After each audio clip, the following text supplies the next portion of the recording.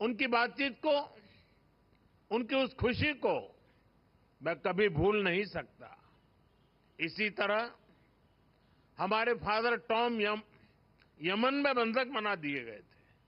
हमारी सरकार ने वहां भी पूरी ताकत लगाई और हम उन्हें वापस घर लेकर आए। मैंने उन्हें भी अपने घर पर आमंत्रित किया था। जब गल्फ देशों में हमारी नर्स बहनें संकट से घिर गई थी, तो भी पूरा देश उनकी चिंता कर रहा था। उन्हें भी घर वापस लाने का हमारा अथक प्रयास रंग लाया। हमारे लिए ये प्रयास केवल डिप्लोमेटिक मिशंस नहीं थे, ये हमारे लिए एक इमोशनल कमिटमेंट था। ये अपने परिवार के किसी सदस्य को बचाकर लाने का मिशन था।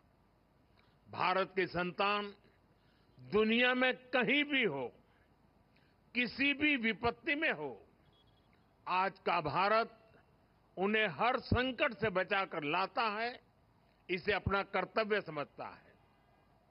साथियों, भारत अपनी विदेश नीति में भी नेशनल इंटरेस्ट के साथ साथ ह्यूमन इंटरेस्ट को प्राथमिकता देता है।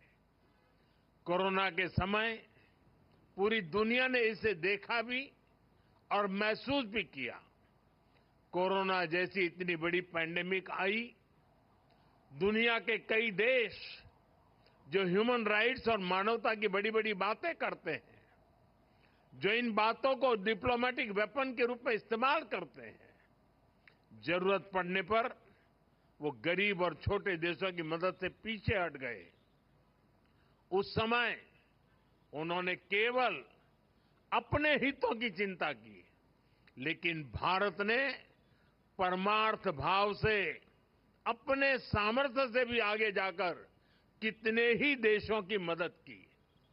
हमने दुनिया के 150 से ज्यादा देशों में दवाइयां पहुंचाई, कई देशों को वैक्सीन भेजी। इसका पूरी दुनिया पर एक बहुत सकारात्मक असर भी पड़ा।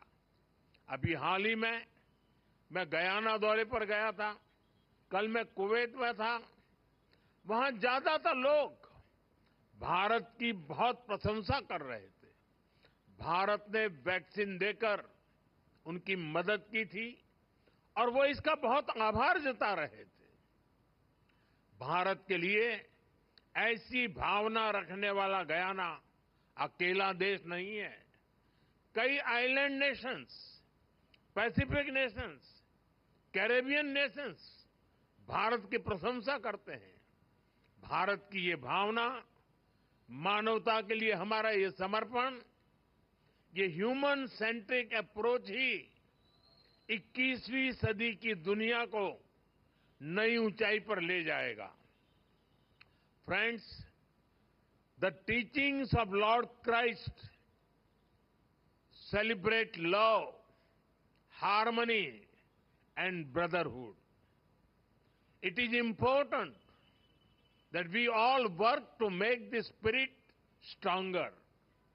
But it pains my heart when there are attempts to spread violence and cause disruption in society. Just a few days ago, we saw what happened at a Christmas market in Germany.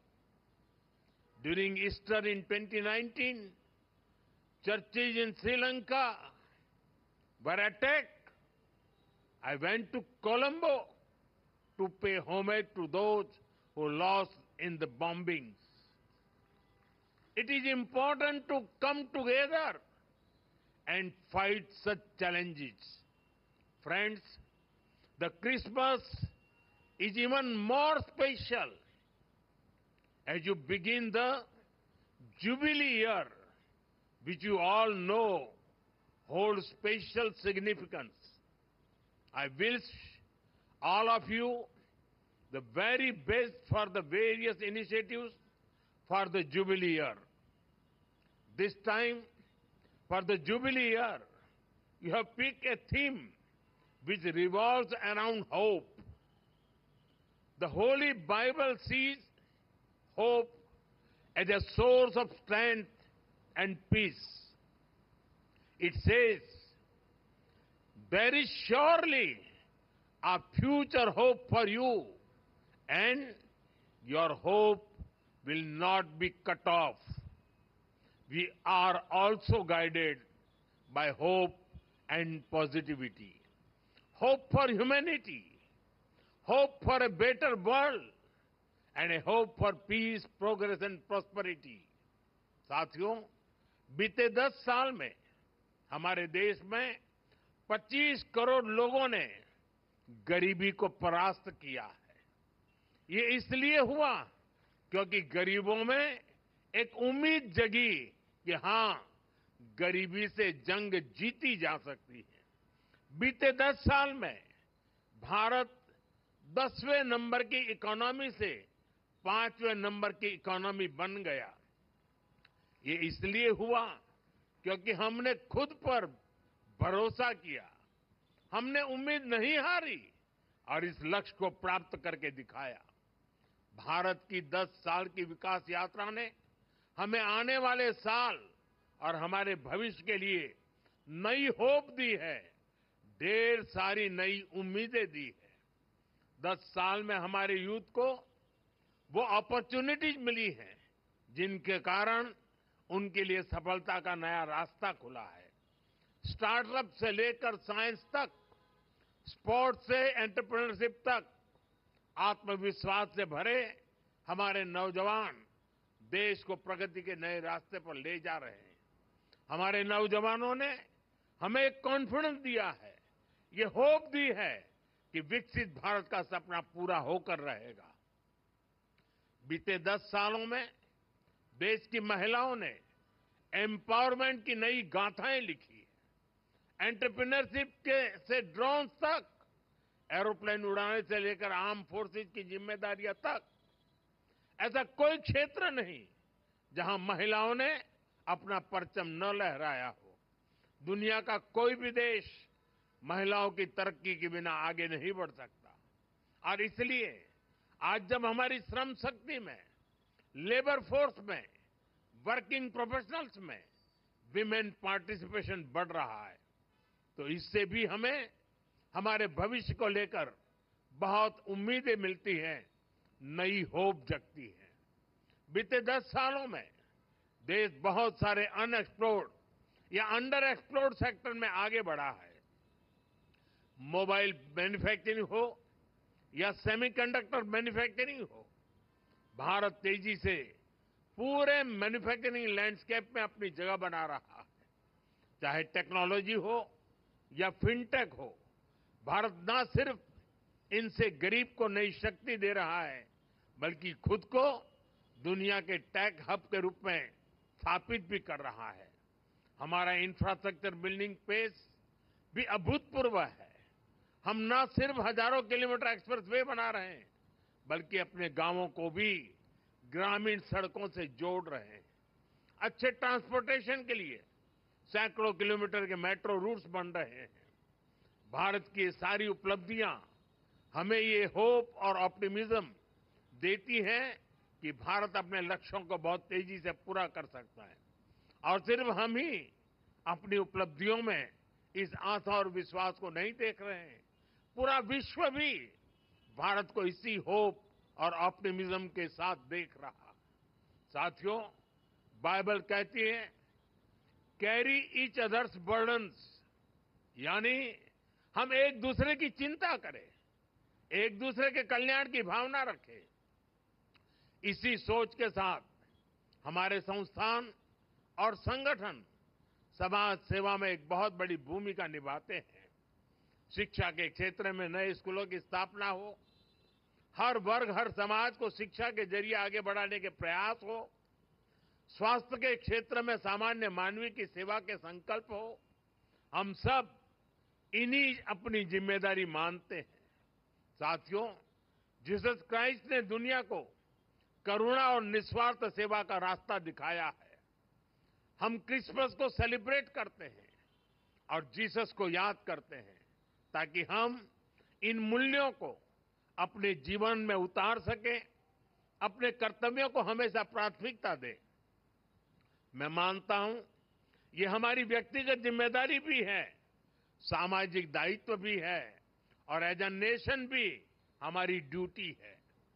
आज देश इसी भावना को सबका साथ, सबका विकास और सबका प्रयास के संकल्प के रूप में आगे बढ़ा रहा है। ऐसे कितने ही विषय थे जिनके बारे में पहले कभी नहीं सोचा गया, लेकिन वो मानवीय दृष्टिकोण से सबसे ज्यादा जरूरी था। हमने उन्हें हमारी प्राथमिकता बनाया। हमने सरकार को नियम और औपचारिकताओं से बाहर निकाला। हमने संवेदनशीलता को एक पैरामीटर के रूप में सेट किया।